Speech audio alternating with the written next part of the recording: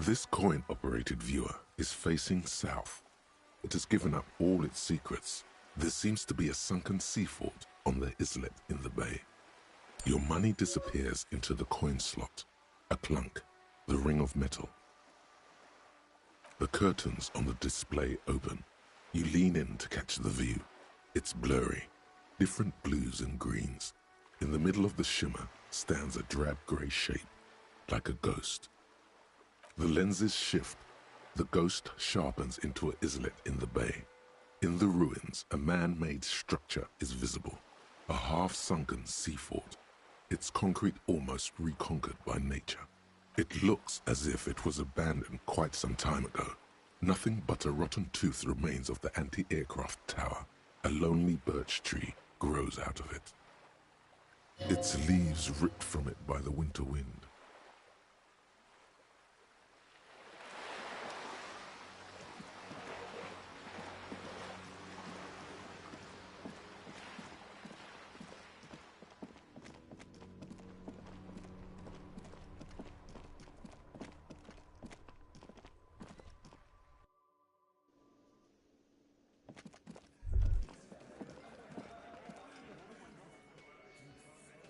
The theme on that pinball machine is a standard royalist theme, used on everything from pinball cabinets to full-flavor cigarettes, clinging to a picture book version of the past century, waiting for the king to come back and cast out all the profiteers and homosexuals. Basically, imagine a yellow plastic crown with a liquor brand emblazoned on it.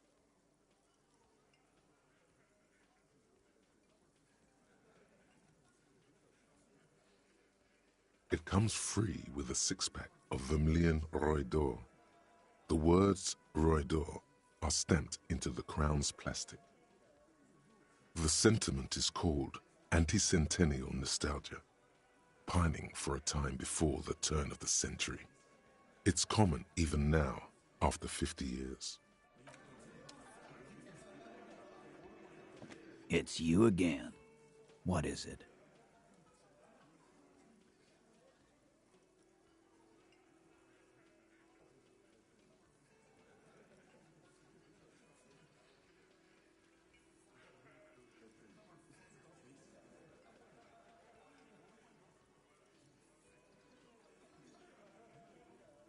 Again. Good one, Titus. Are you deaf? Do you think you could do that? Do you? That's for the courts in Les Jardins to decide. Not for the officer making an arrest. Which we all know you won't be. What you can do right now is go back to your station and write a report. No. We'll stay here and discuss what happened that night. About fucking time.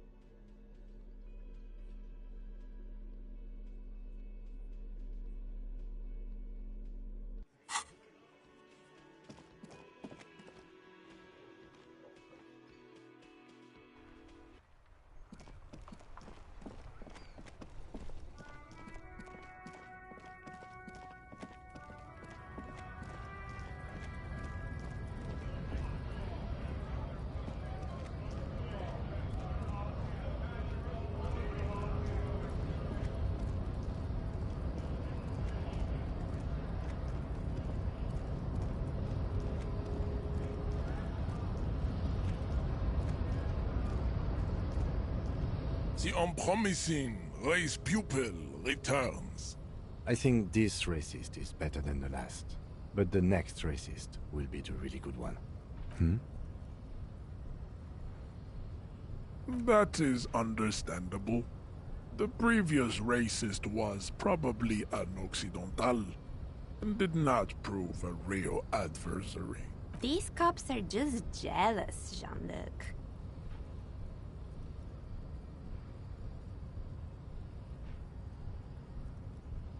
Racist. You must think redheads are immigrants. I am not. True. That is a noble cranium. But you got a hard noggin yourself. You exhibit forward projection of the judge. You do not wish to be judged. Mr. Claire. Also, to serve is not jam. Individual.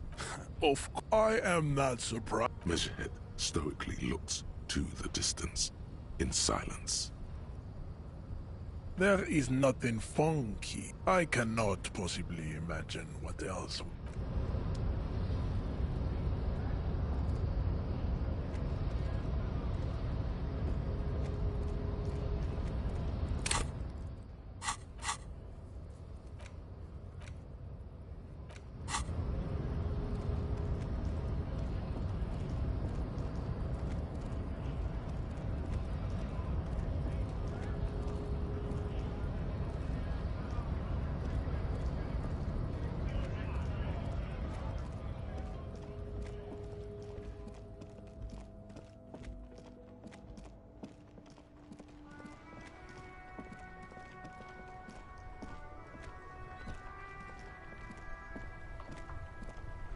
That's one brutal motor carriage.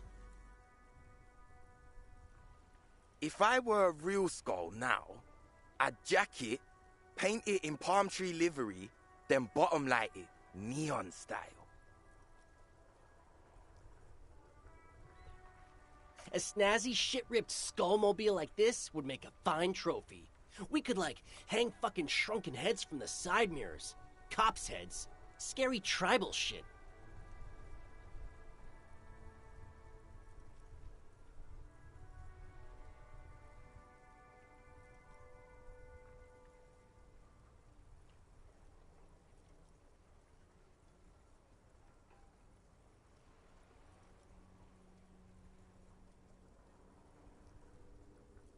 Yeah, tribal shit.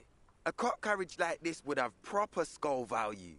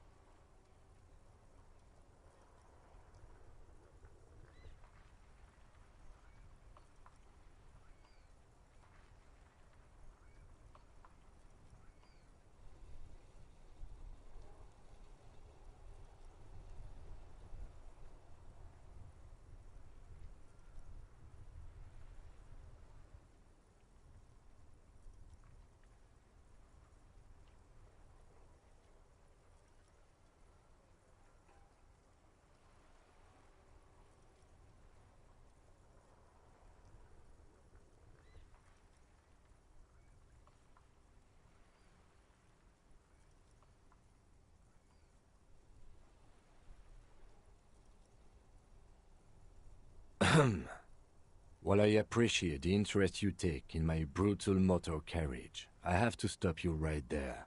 The RCM takes threats directed at its property seriously. It's just theoretical work, Copper.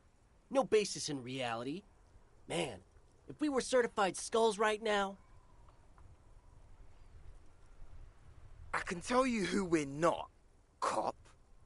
We're not snitches or skulls. Which is not to say that the skulls are bitches and... On the contrary. The part of this presentation you want to take home with you, cop man, is we're not part of the skulls yet.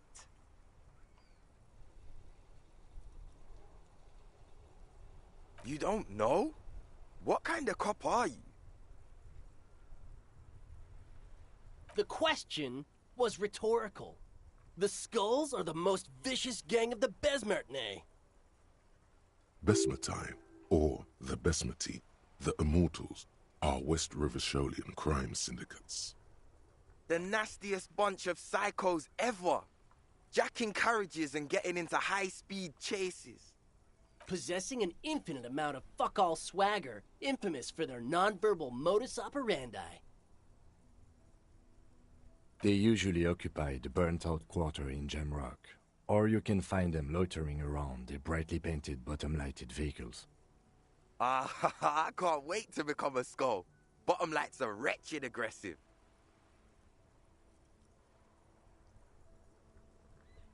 Oh yeah, Cindy's a right proper skull.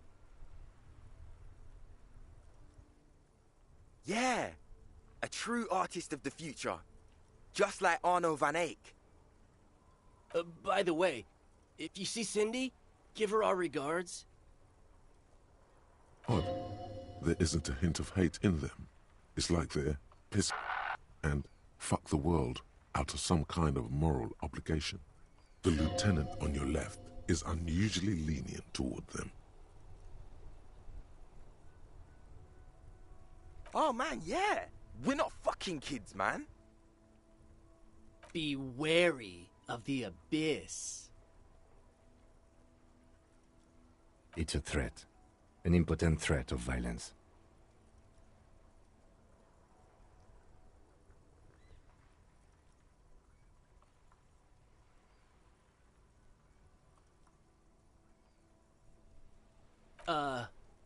That's right. You should back off and let silence rule supreme. This is ridiculous. Boys, do you know why the gang is called Skulls? Yeah.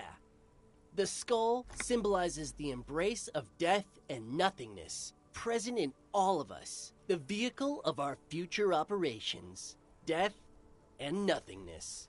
They're called Skulls because when you are shot dead in the middle of the street, the skull is the only part the stray dogs want to eat. Just trust me and follow my lead.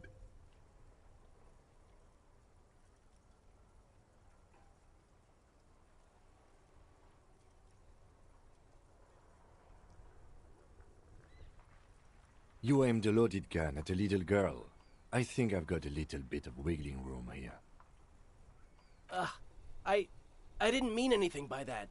Just playing with words here, that's all. Yeah, man. We just talking, philosophizing. No crimes are being committed. And you wanted to talk too, right?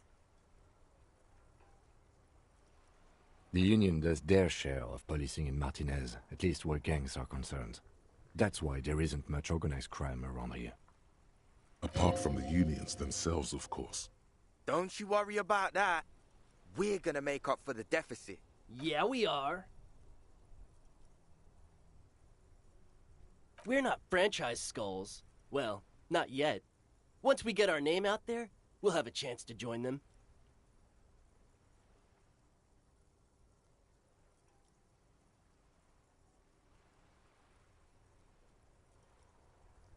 Because we can be just as psycho and vicious. You'll see. But in a non-threatening and definitely legal way. Right on, fuck. So what's happening now? Mm-hmm.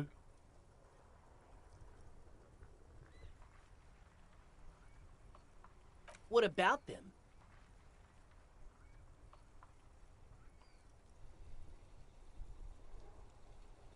Like I said before, many men keep searching for the one, for so-called true love, which is actually just obsession masquerading as kinship.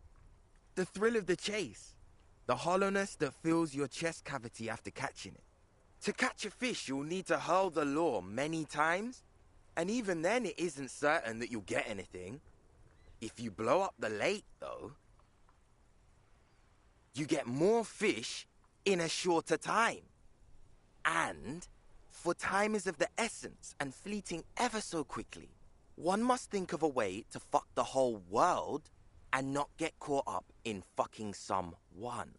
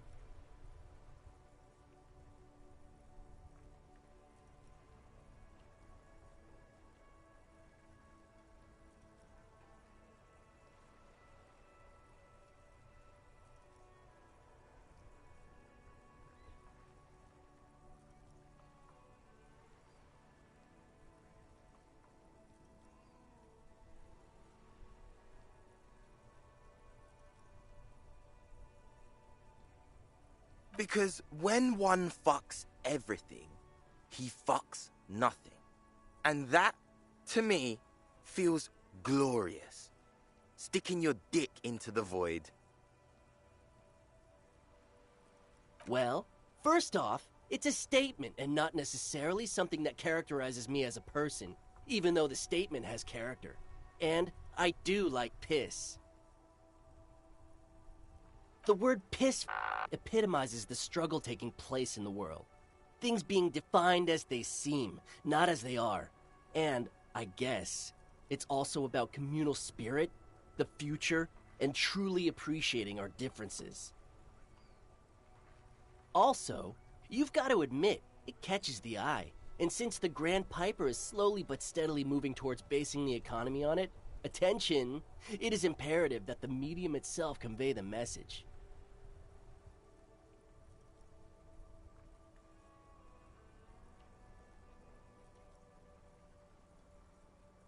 I mean by this is we are all pissed and that the world is inherently meaningless. It seems that the young man has a certain expertise in at least one field, even if it's rather narrow. Is it a coincidence that here we have 2 badass jackets and 2 badass cops?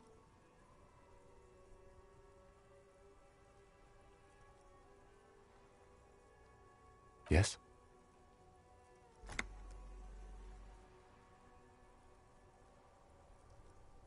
What is? What are you implying?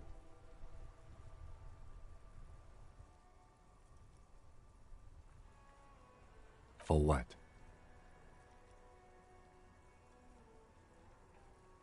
The concept of getting dressed is familiar to me, but wearing jackets like these isn't appropriate for an RCM officer, unless he's deep undercover.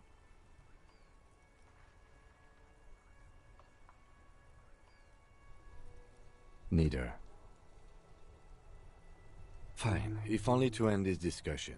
Theoretically, if I were a juvenile delinquent, if I were to already be down that path, I think peace is the stronger of the two statements.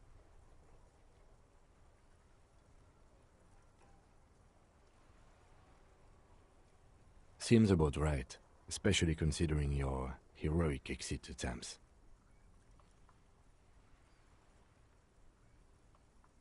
So are we done here? Or you don't need us around for your secret whisper party, do you?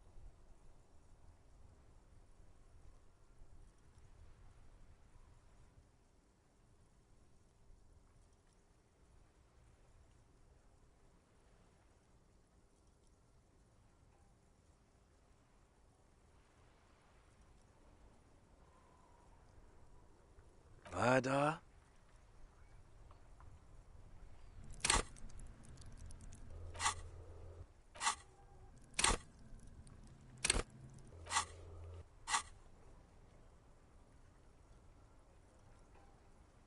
Yeah, sure. We'll gladly tell you everything we know about it.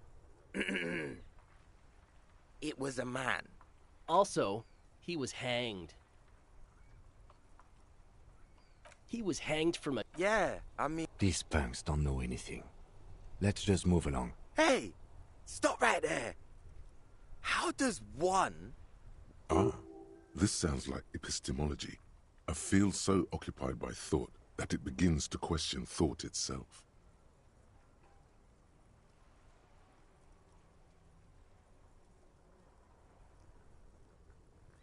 Exactly. How can one know shit?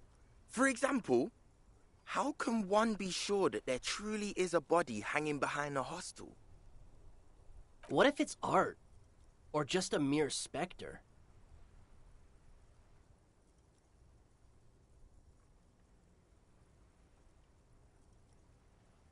No reply.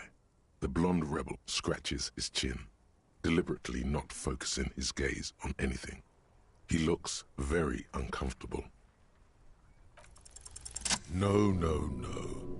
Don't ask anything. Be subtle and scary. The boys dream about being skulls. Use that.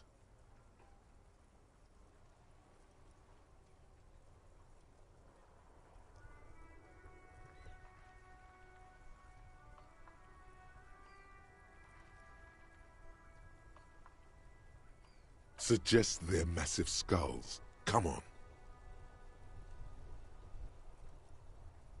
What? No!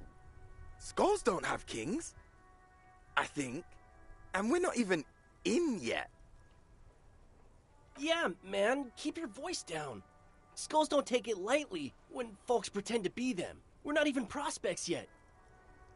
Wow, you boys are ambitious. Only prospects and already planning a coup in the Skulls. You're destined to go far. He gets it. Passive-aggressive flattery. Shut the fuck up! Are you trying to get us killed?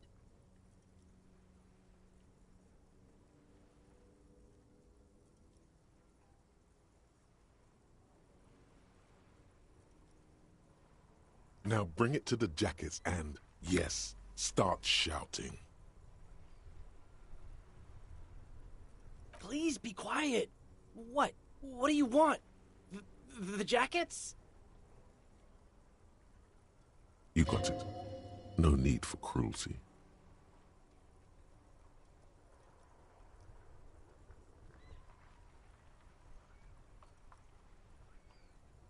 Oh, man. Okay, I get it. Skulls don't really wear slogans anyway. This was stupid. Fuck.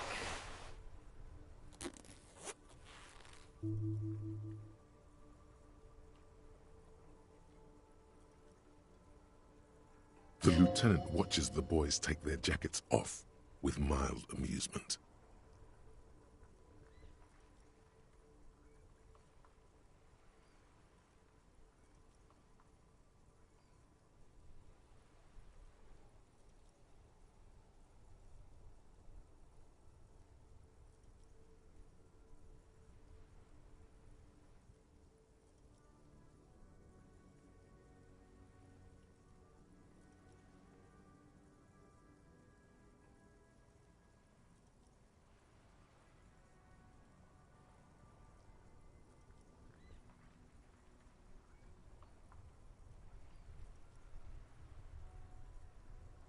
I'm absolutely okay with not having either one, thank you.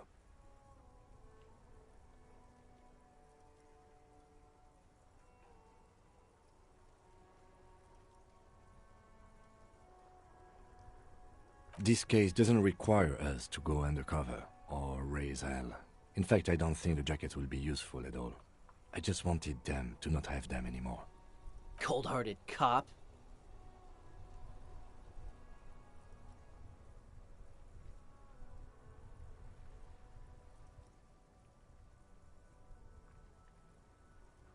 The need will not arise. The jackets are meant to complete each other. If a man was standing alone on a street corner with piss written on his back, it'd just be an individual that has taken a liking to urine. And fuck the world, all on its own, is, frankly, generic. I don't know, Eric. It's cold out. Yeah, let's get out of here. The cops fucked us.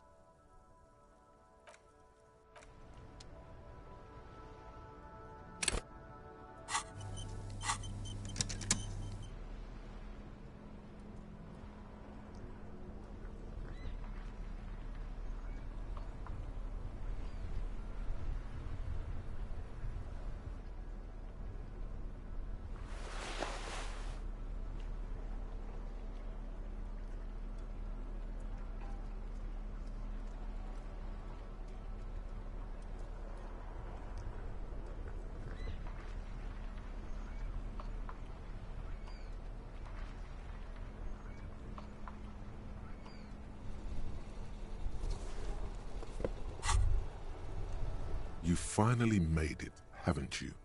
People point fingers at you and whisper to each other when you pass by, wondering to themselves, where did that man get such a cool jacket? Did he receive it upon graduating the École Normale Supérieure de Badasserie? Is he dangerous?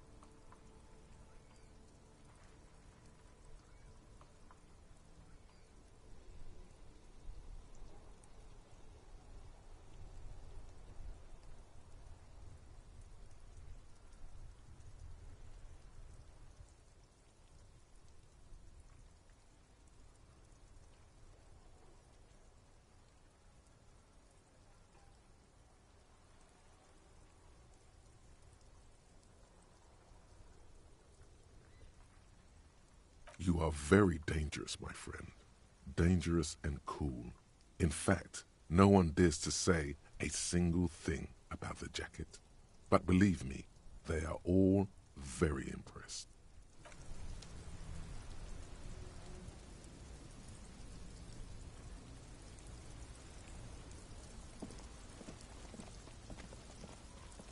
Inside, you see a set of steering levers, a radio microphone, a pull-out. This is Precinct 57. How may I assist you?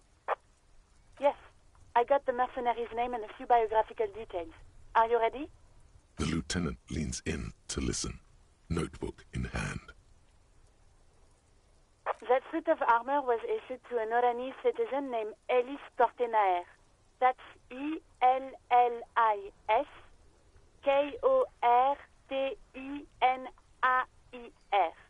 Exact date of birth, unknown. He was signed into the Lelystad County Neonatal Care Unit on 28th of February, 09. He was found as a newborn in a leaf compactor near an abandoned farm. He spent 4 months in the neonatal unit, survived apparently, and was assigned to a foster family at 2. This is what the ICP knows about him. He was raised by foster parents, entered the Eastbrand Military Academy in Vredefort at 17, then served in the Oranese forces till he was honorably discharged in 41, just a year before the Seminese conflict. Then the armor followed him to Semenine, or at least I assume it did. And that's it. There are no records of his employment in Crenel, or any of its other incarnations. It's a garden tool used to press leaves into these cubes. It's a detail the hospital had, the only detail in these files. So I thought it would be good for you to know. It is. Thank you, Alice.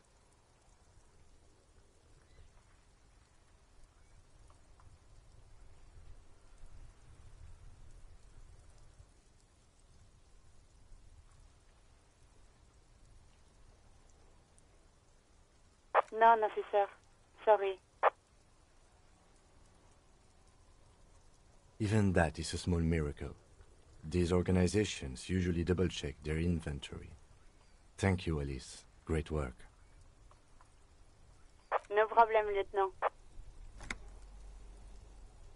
A name. This is very good. Ellis Kortenaer. Sometimes police work is about human dignity, about giving back names to anonymous victims. I'm glad the inquiry was helpful to your investigation, officer. Did you have any other questions? 57's over and out. In the cabin, you see a set of steering.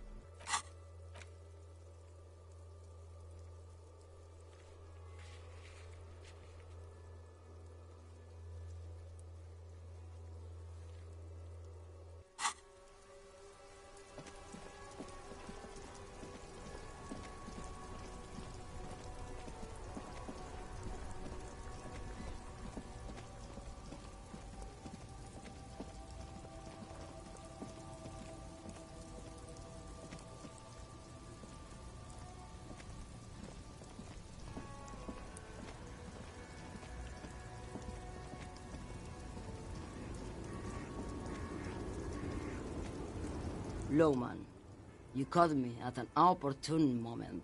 This awful weather keeps me awake. You can entertain me with your questions.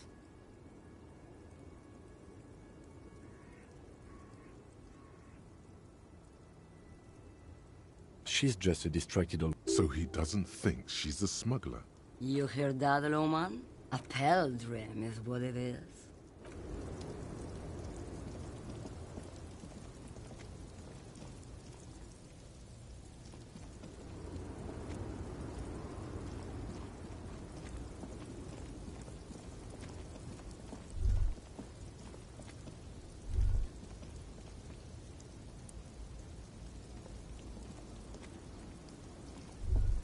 A Stars Ryko, one of the finest Zhimsk-made motor carriages ever. An oldie, but a goldie. Not many people outside of Grad, and Revachol West too, it appears. Bulky frame, heavy, hardy, looks like a tractor. A Stash Ryko KK2. That's a classic model. Never thought I'd see another one repainted after what happened last time.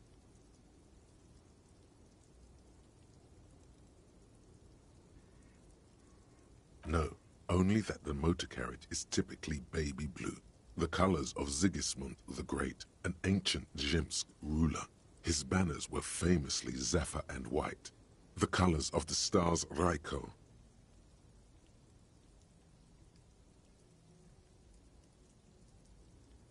That's, well, yes, exactly it, more or less. Except it was a crowd of them. Tore him out of the vehicle and ran him over with his own tires. They said it was an honor killing, Hussar style. The Zhimsk community protested the trial, flying the colors. 5,000 came to protest. Correction, 4,395. The fourth largest public protest of a criminal trial in Revachol.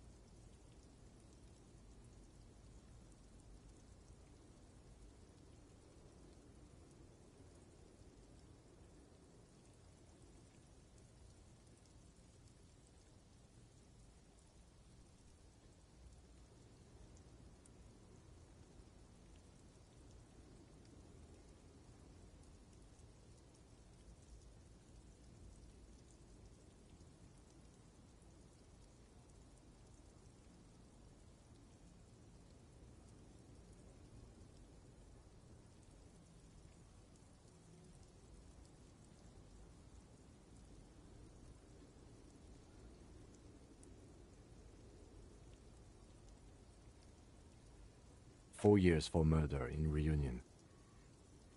The perps were remorseful. Their sorry knocked 8 years off the sentence. That's the system. The prisons in the greater Revachol Industrial Harbor are already full. Prisoners are expensive to maintain. The longer the sentence, the larger the cost. People we are paid to protect. Let's leave it at that. Could it be another Stajrajko murder? Honestly, that just doesn't seem like the type of vehicle our dead guy would drive. So my initial guess is the two are not related.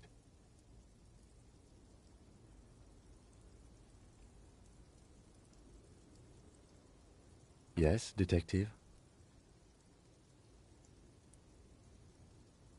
You sure you're not Jimsk? Yes, you're sure you're not. Or, if you are, it's only in that Revacholian way. 4 to 5% maximum.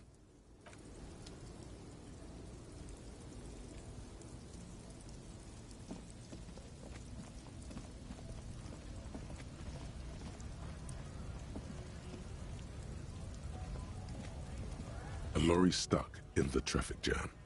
The windows are clear. They've been recently washed. You can see a lorryman's cabin with personal belongings. Likely, yes. This guy's proud of who he is. Drapes it all over his machine.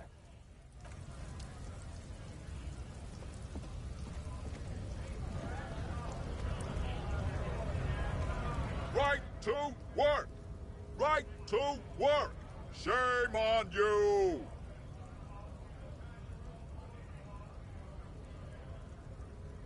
We were promised work.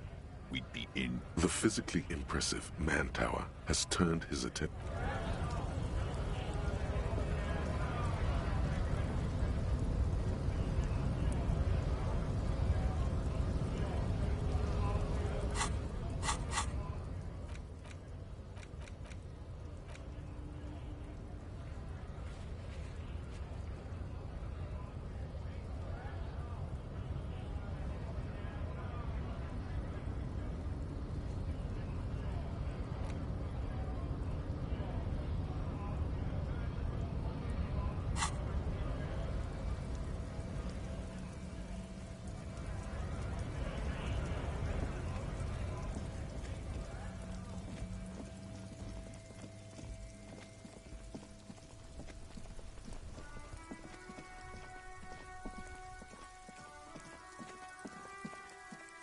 Old East Delta Commerce Center.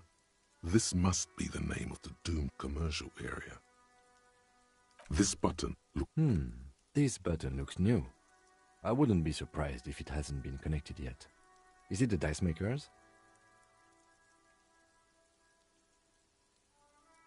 Silence. No one answers your call.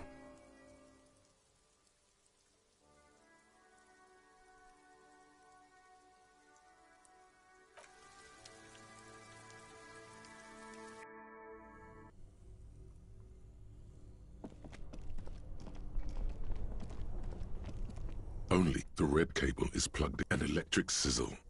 Somewhere, a machine hums along with the current.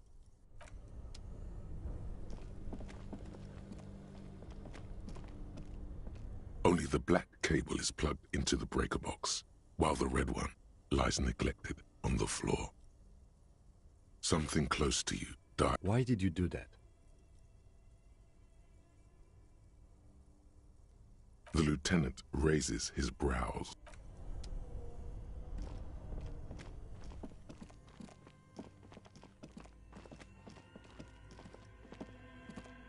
The bear's eyes are dead and empty. Ice inside the fridge slowly melting. The power has been cut off. Good question.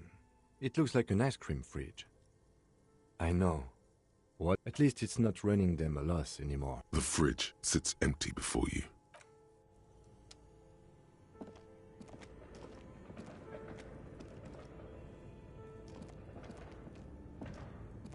A thick layer of coal dust covers the furnace. A lush layer of coal now covers your skin, sinking into the wrinkles. Your hands look ancient. Maybe you could paint something with this coal. Leave a cave painting for future archaeologists. No, That would be stupid. Still, it's good to have this dirt on you. Real men wear coal for makeup.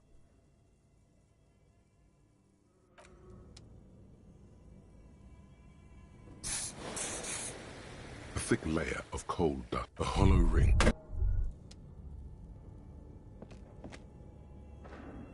You feel something in your chest, an unnatural pressure. It's spreading to your left arm, your jaw. No, it's many years of combined self-neglect and self-abuse. All you feel is pain and weakness. You have to surrender now. We all do. It gets so... Cop suffers fine.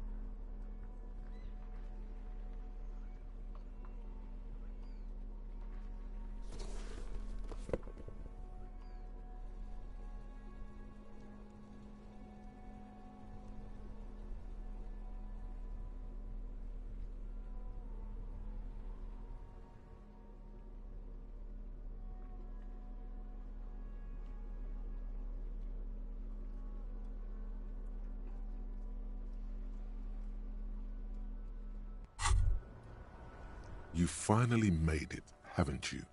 People point fingers at you and whisper to each other when you pass by, wondering to themselves, where did that man get such a cool jacket? Did he receive it upon graduating the École Normale Supérieure de Badasserie? Is he dangerous? You are very dangerous, my friend. Dangerous and cool. In fact, no one dares to say a single thing about the jacket. But believe me, they are all very impressed.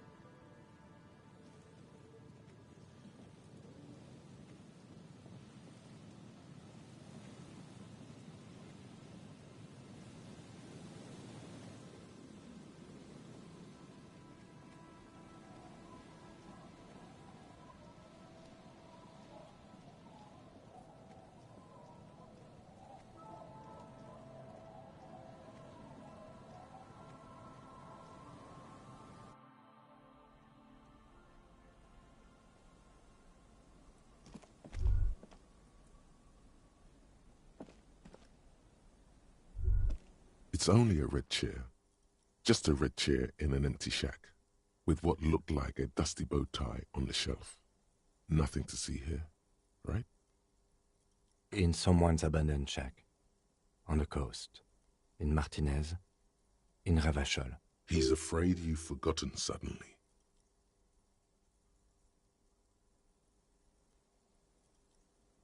It's just a piece of clothing you've picked up. You do that, officer. You collect clothes sometimes. He sounds a little worried. It's an odd habit. You better not fucking think about ditching me for some shitty cum-stained bow tie! You and I are gearing up for the final showdown that's gonna be off all walls. You wait and see. Yes, agreed. You should never take your necktie off. Ever. Nothing. It's just a piece of furniture. Red paint is peeling off it. Looks like blood, no?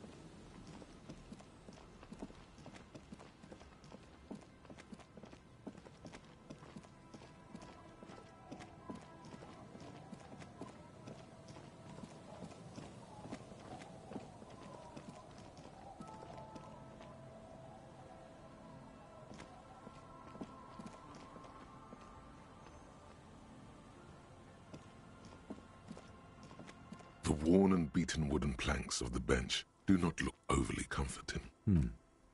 We can sit on benches after we've solved the murder. Let's go. You can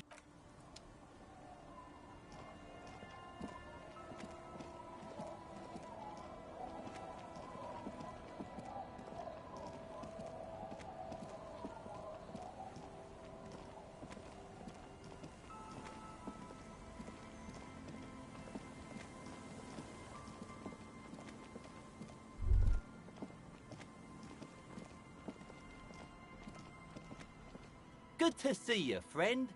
Do I have deals set up for you, buddy boy?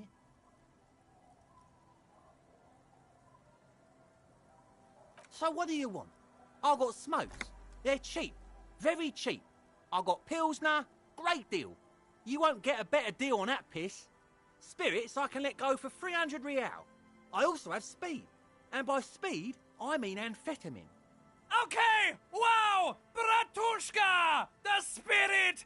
Let's buy the spirit! 300 real is a lot, but this has to be done! It's our end game!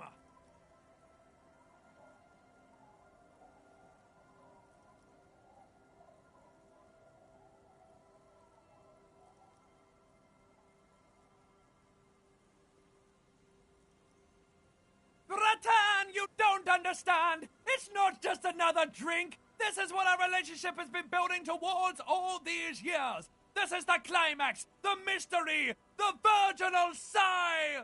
You have to buy it from him! Get it off him! Kill him if you have to! Our ultimate fate depends on it, and the fate of many worlds. The lieutenant looks at you, looking at the bottle of spirits, then at Rosemary, suspiciously.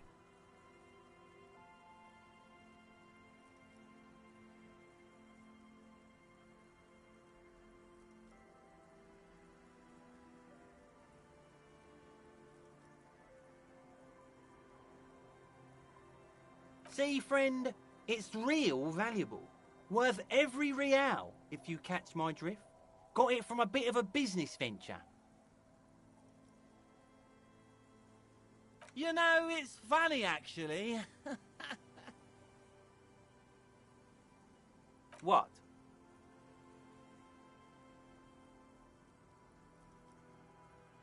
This guy. Conversation might bring a discount, no?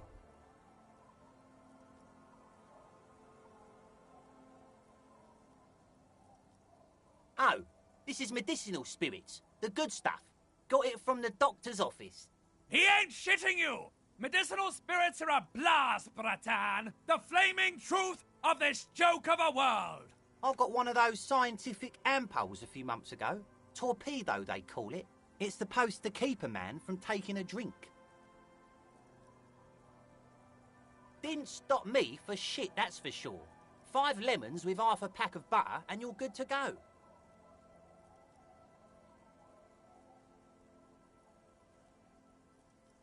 It really isn't. In a week, the goddamn kidneys started giving me all kinds of hell. Finally, the missus took me to a private doctor's office. Not a charity, the real thing. Those arseholes charged me 4 real to remove the damn thing. But I came out on top after all. But the idiots left me alone in there. Now, I used to teach high school biology. I know what doctors use to preserve dead thingies. Like 3 cans of this blue medicinal stuff from the back room. Threw the snakes out and voila! What's left is this beautiful blue stuff. 98.7% almost pure alcohol. 2 I already sold to these fine gentlemen here. But this last one is yours for 3 real, if you want it. Don't say it.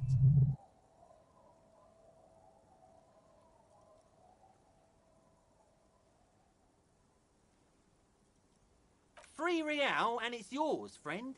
The deal of a lifetime. Well done. You got it. That's a much more reasonable price right there. Makes sense now.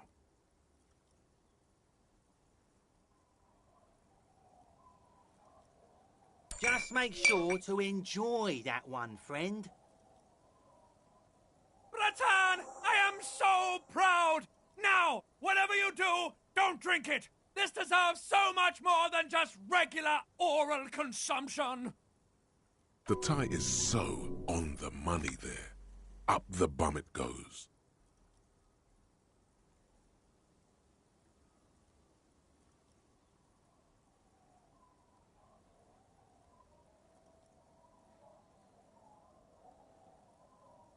Who said anything about putting it up there? No! We're gonna put it into a way more special place! So special! Just hang on to it! Keep it safe! Wait for my sign! Soon. The time will come soon. Have patience, brave one.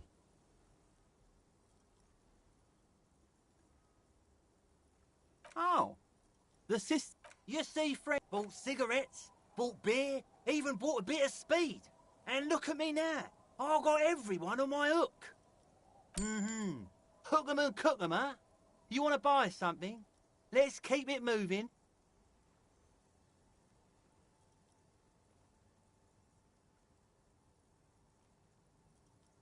Aye, by amphetamine I mean speed.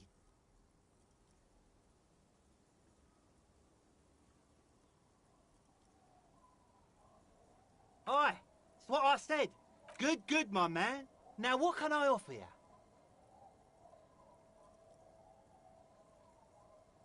In the civilized world, it's a custom to tip the shopkeep, friend. But come back anyway. Tequila Sunset. Of course. Drink first, story later.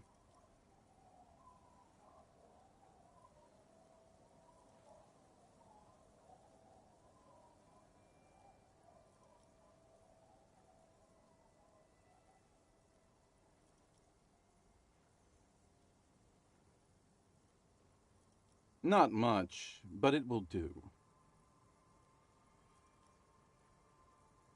The tale I'm about to tell you is an urban legend particular to Martinaise. That said, I first heard it from a former bicycle courier in Coran.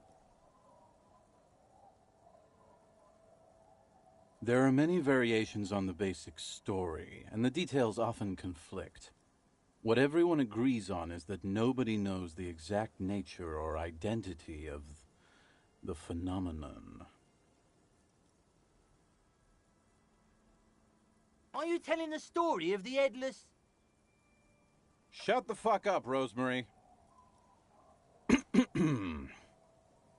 Summer of 44. 17-year-old Gertrude Het is walking home from a late shift at the harbor. It's almost midnight. She stops for a cigarette near the canal. The streets are warmed by a southerly breeze. The lights of a passing motor carriage bloom and fade in the distance. In the harbor's dark, her cigarette is a beacon, dancing alone. The image comes to you effortlessly, as though you'd walked the same streets yourself 1,000 times. Our heroine finds herself enjoying the peace and quiet the canal provides. What she doesn't know is that her peace is about to be shattered. From behind her comes the clattering of hooves. Startled, she turns around, and what does she see? A headless man, wearing a fawn tracksuit, riding a horse. That's right, it's the Headless Fawn Rider. Rumored to be searching for his legendary fawn cap that went missing when he lost his head.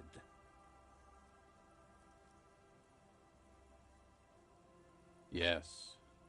According to legend, young Gertrude Het had to endure years of psychotherapy before she was able to look at a horse or tracksuit again.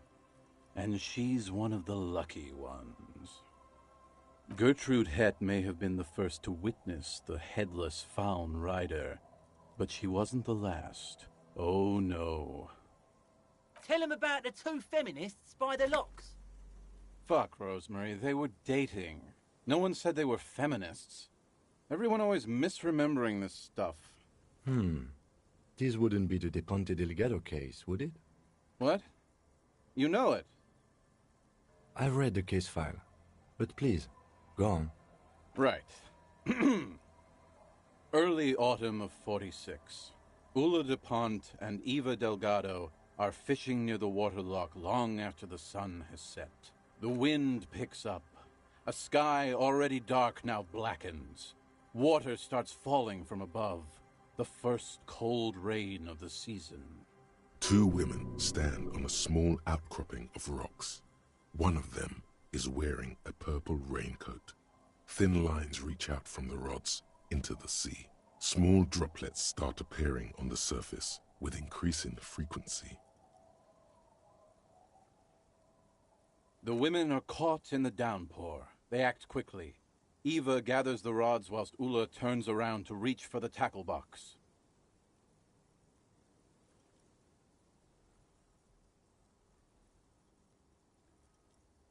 Don't turn around. Don't turn around. When she sees something, her shriek is so violent that the residents of the nearby apartment building believe lightning has struck. But there is no lightning. Only a heavy downpour and the silhouette of the Headless Fawn Rider looming on the horizon. Ulla makes a run for the shore, but Eva slips on a wet rock and disappears into the cold, cold canal with nary a sound. Her body is never recovered.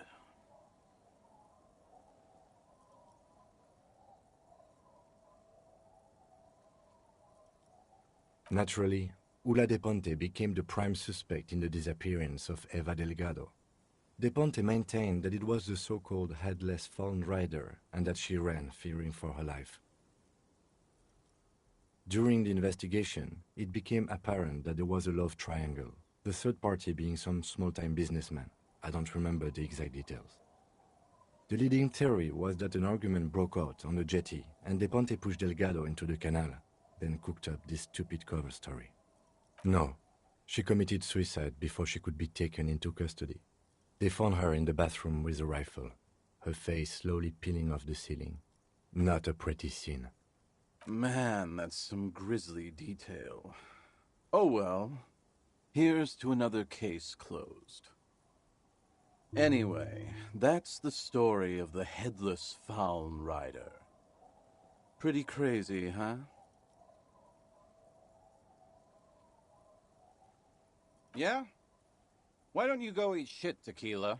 There's no way you know a better one than that.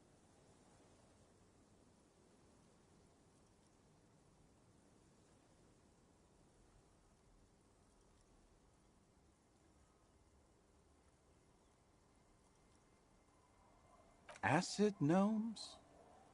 Sounds like a stupid, low-concept band name. Hard to argue with that, I suppose. That's the reality situation for you. You think you got a handle on it, then blam!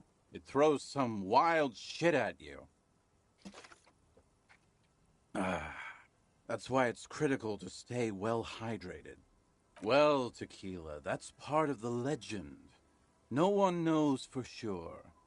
Some say he was an undercover cop who blew his cover and got beheaded by the vicious gang he had infiltrated. Now he rides, searching for his lost-found cap, plotting revenge. O headless brother, where art thou? Others claim he was a professional jockey who veered off course during a steeplechase, ended up in somebody's backyard, and got decapitated by an exceptionally taut clothesline. Even decapitation couldn't stop his commitment to the sport. Are you that committed? Personally, I think he was just some guy who hanged himself from a really tall tree, and the fall was so violent that his head came clean off. Coincidentally, at that exact moment, a horse happened to pass under him, and his beheaded corpse mounted it, where it remains to this day. For some reason, this does strike you as the most plausible theory of them all.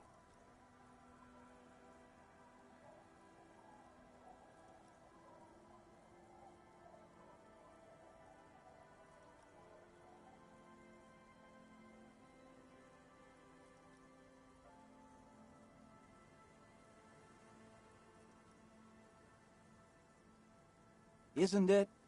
All the pieces fit together perfectly. That's how I know it's right. Anyway, to each his own. You wanna... No one knows.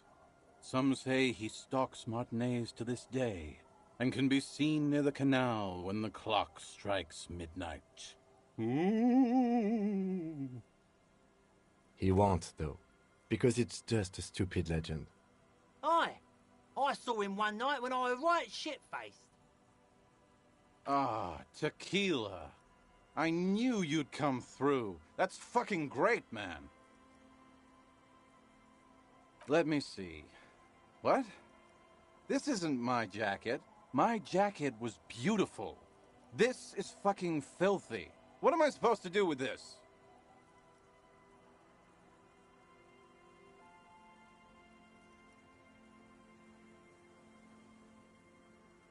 I'm not taking a disgusting pile of hobo rags. I may be in an irrecoverably decaying orbit, but I've still got standards. Either bring it back the way it was before, or find a dumpster to burn it in. You know, despite the guano, it looks like the jacket itself is stain-resistant. It may just need a good scrubbing.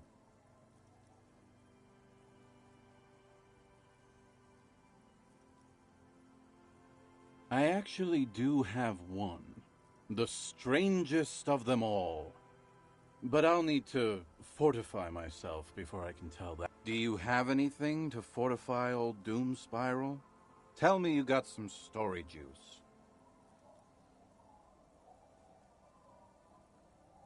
It's very hard to tell a story when one's mouth is dry.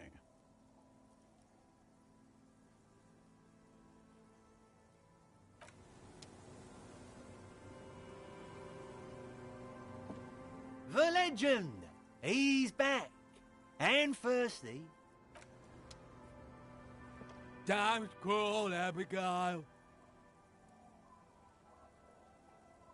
He snorts and beckons you to lean in closer. Don't call Abigail. Don't call Abigail. Don't call Abigail. There's no use in yelling at drunks. He's barely holding it together. The drunk man starts coughing a really disgusting, hacking cough. The man hiccups, then mumbles something unintelligible. Don't call. There was little chance he'd be a reliable witness anyway.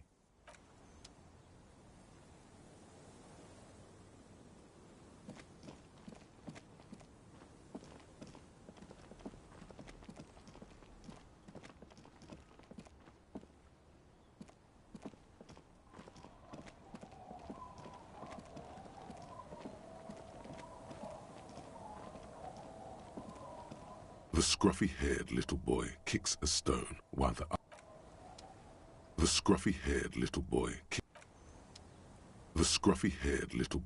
You're stupid.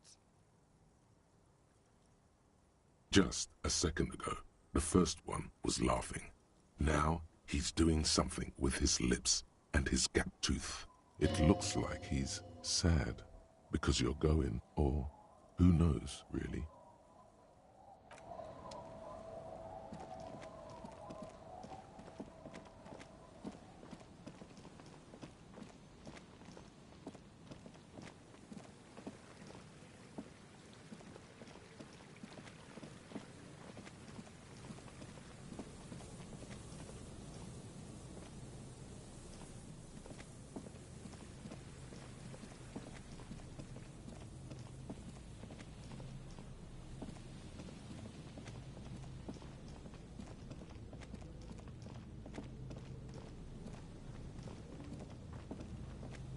We'll be on our way soon. Thank you again.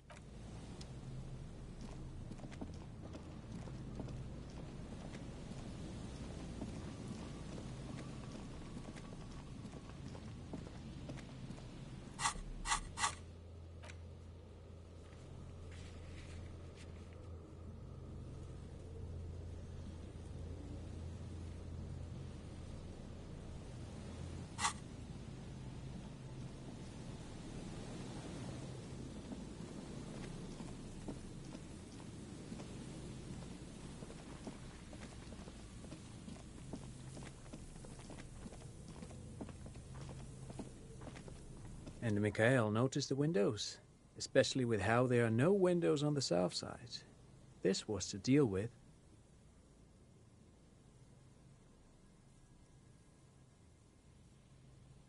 You officers, come to investigate the historic subtext of West Martinez? I'm Tran Heilostam. You must be Kim Kitsuragi, right? I was just telling my son about this building. Not a lot of people realize the historic significance here. Very rich in hypertext.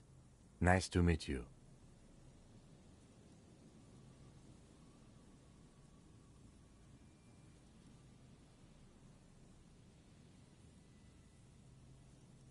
Yes, hypertext. Young Carp and the collection of cultural hyperlinks.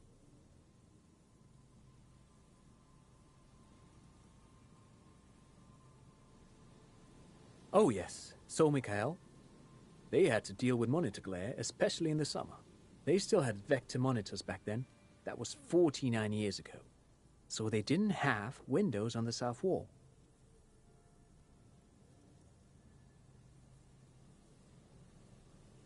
No, I can't say that we've met before, but I've heard of Kim, of course. Mikhail, say hi to the officers.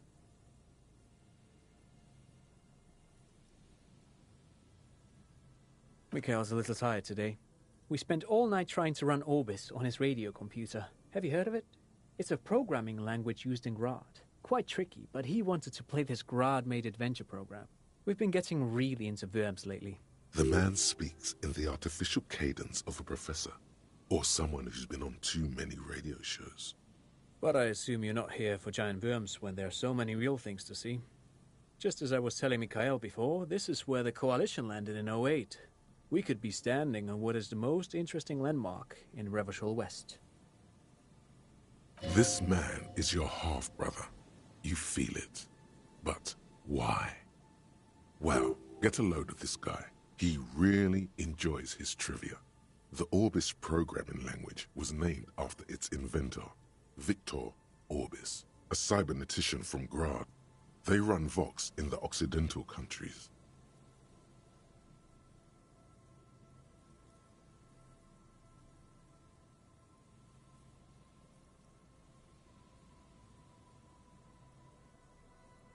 Aha!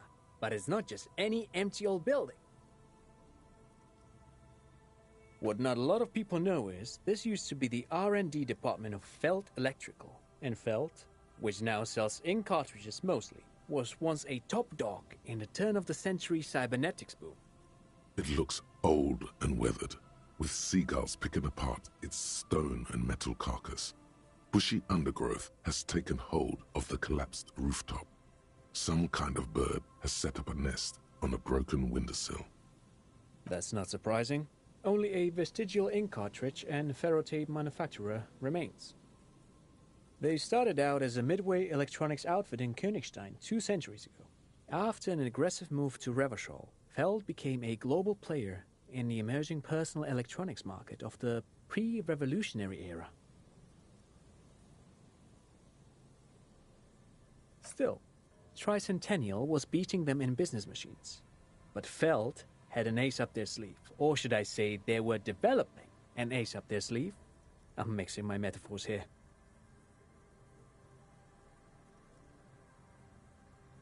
It was here in Martinez, possibly in this very building, that they developed prototypes for a tape computer. An elegant folding mechanism of rollers and ferrotape ribbons, portable enough to be a take-it-home solution, revolutionizing business machines, possibly even bring them to the average consumer, which is a feat of engineering even today's giants, Rehm, ICN and ZAM, haven't achieved yet. Indeed. What? The revolution! Unfortunately, their moonshot project never made it to the market. Feld's move to Revachol backfired. The revolutionary government liquefied their assets and expropriated those very advanced prototypes, possibly from this very building, or one of the adjacent ruins. All of this was built by Feld, even the boardwalk. Wild Pines built Martinez proper as a resort for their middle management. Feld built this side of town for R&D.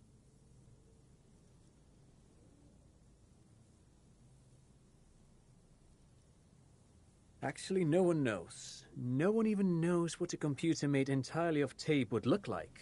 But word has it, they were very elegant, exquisite, alien-looking turn-of-the-century hardware.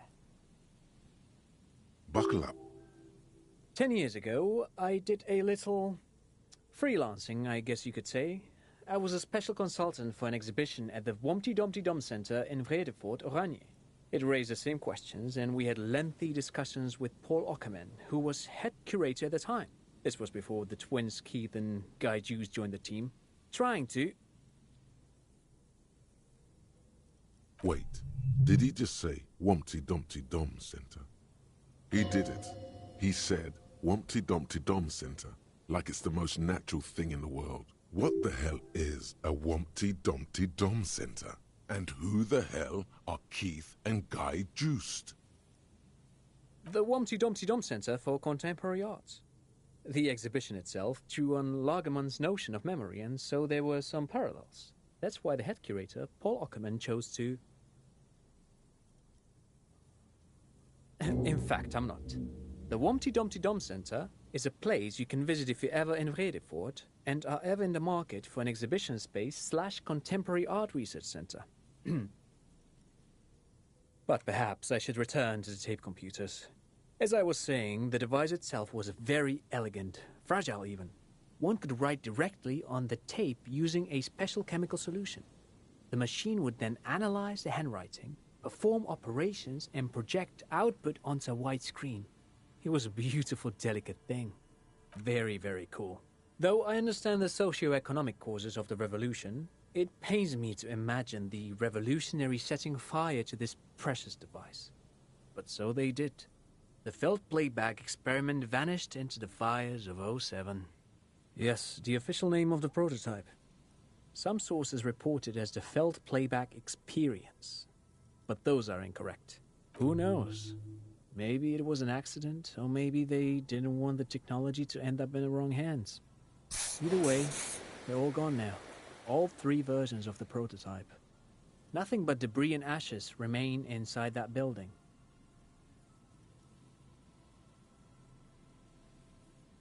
Yes, they even built a pleasure wheel, but that got destroyed in the war. A pleasure wheel? Perhaps reminded of a childhood memory. It's clear he would prefer there were a big wheel lighting up the coast. Yes, to lure in their star engineers. This part of Martinez was nothing but reeds before Feld arrived. They had to make the prospect of living here attractive. It was supposed to become a global center for innovation. Oh, I'm afraid it didn't end well for the boys. But this story is a bit too dark for little Mikhail here. Now, if you were to ask about tape computers...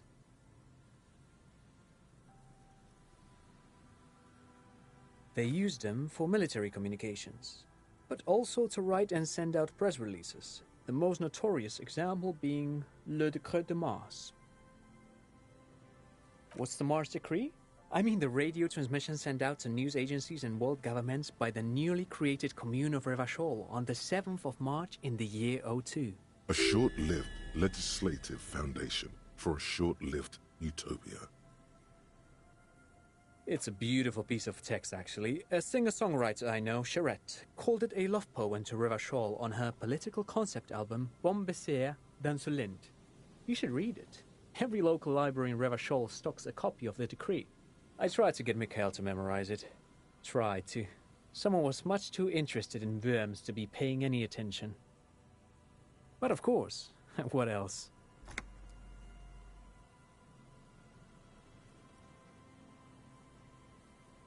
I do have some money, yes, but that's not what's really important here.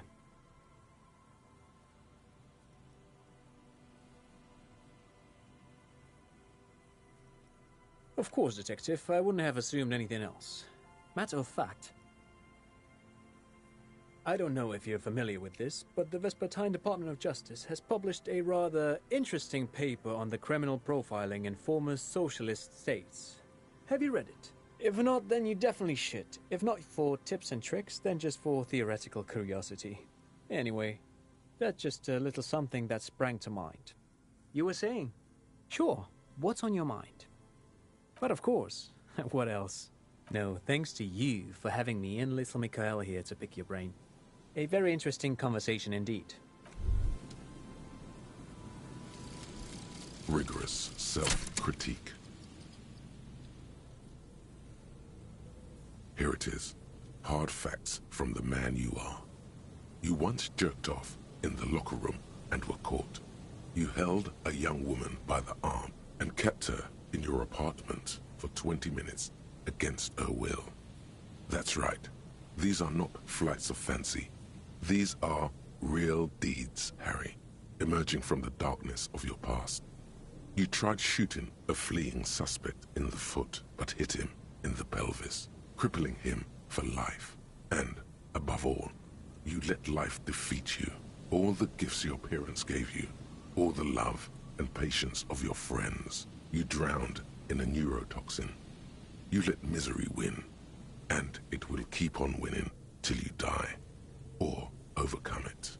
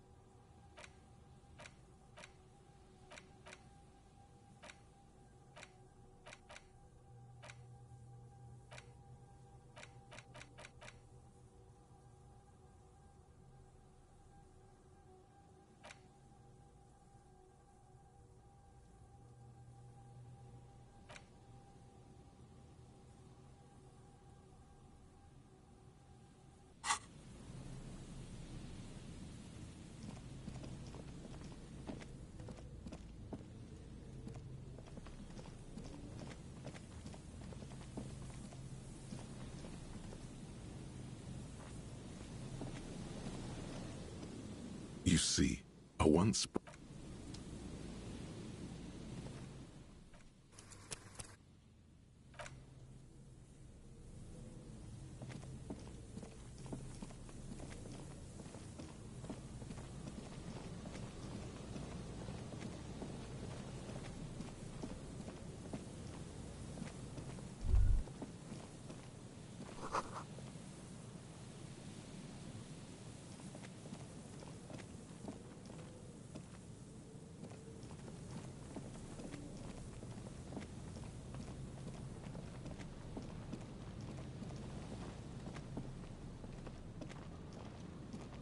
There's some tear, an empty cigarette package, and a...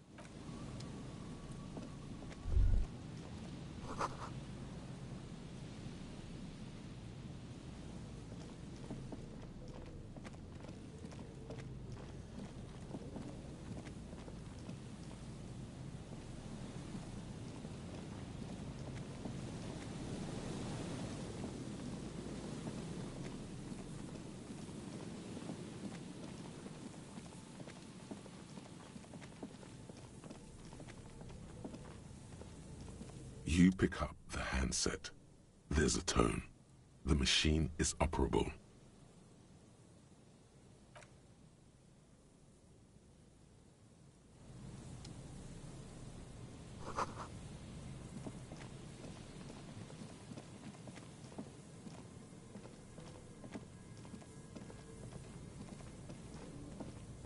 You pick up the handset. There's a tone. The machine is operable.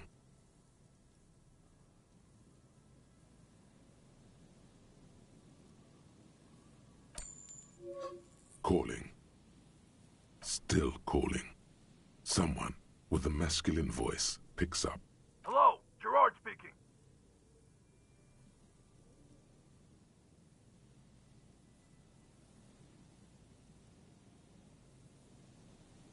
What are you, like 5? Thanks for calling, asshole. Phone hanging up. Disconnect tone. Calling. Calling. Calling. Still calling. Still calling. Stop calling me, man. I'll get you your money, alright? I just need till tonight. Let me work.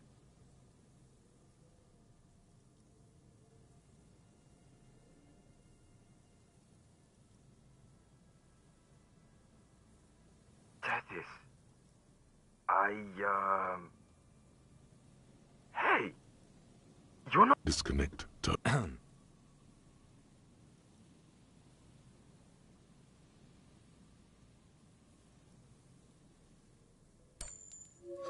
Calling. I'm tired.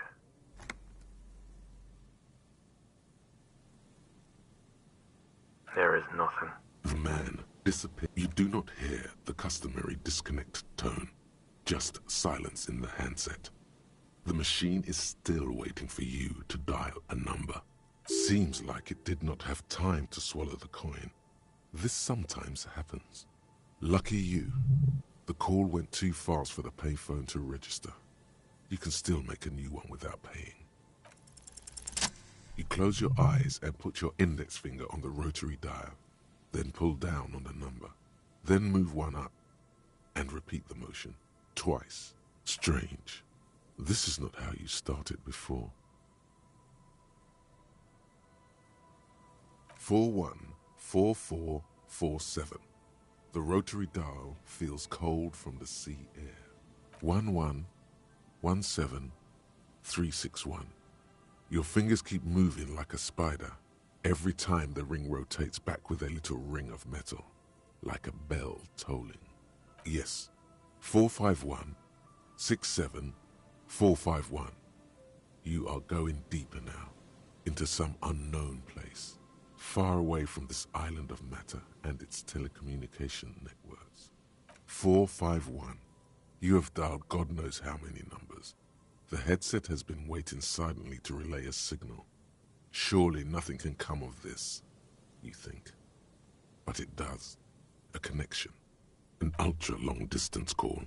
Your air fills with a crackle, the wash of a strange ocean full of white noise.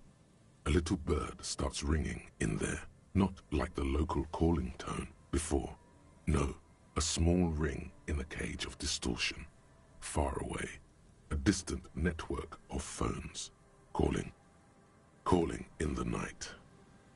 The saddest sound in the world. Calling still.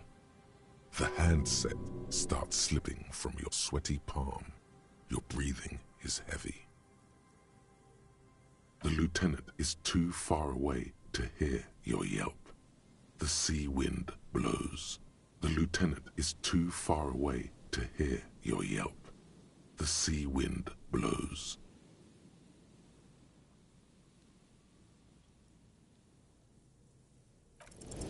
You can't. Some strange force is keeping the headset glued to your hand.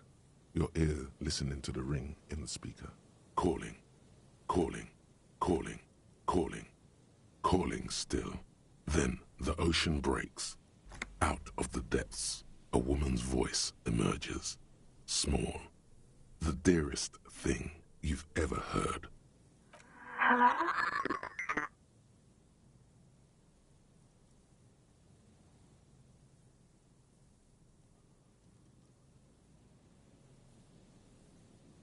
No, no. It's you, isn't it? It's you.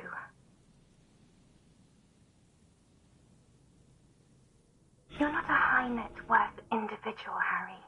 You're drunk. You only have 2, maybe 3 things left to say before the change runs out.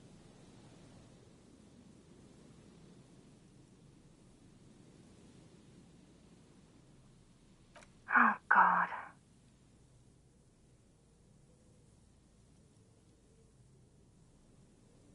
Do you know what time it is? It's so late here. It's 4 o'clock, Harry. I need to wake up in 2 hours.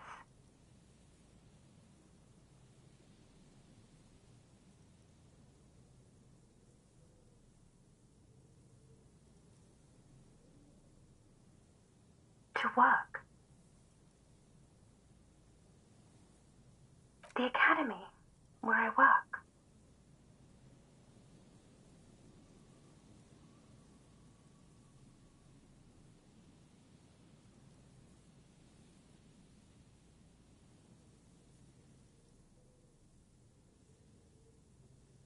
No response, only a sigh.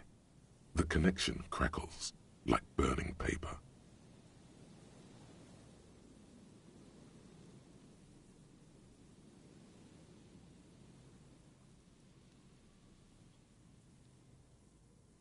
I'm in Morova, sleeping. 22 million people live in Morova, the capital city of Grad.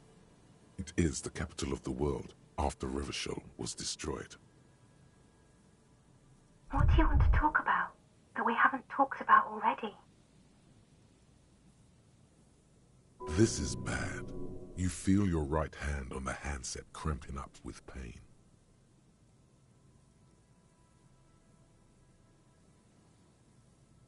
Oh no, please stop. Please, let's just hang up. She does not answer anymore.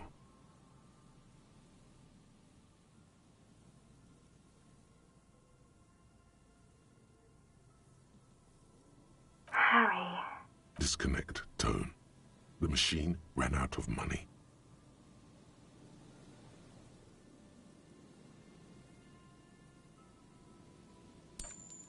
You dial the number again. 26 pulls of the rotary dial. The machine eats the coin, and a terrifying ocean of distance rustles in your ear. In the middle of it, a familiar ring.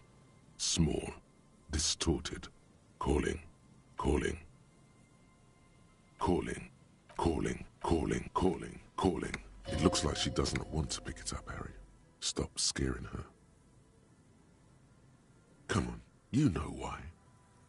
Calling, calling. Harry, please.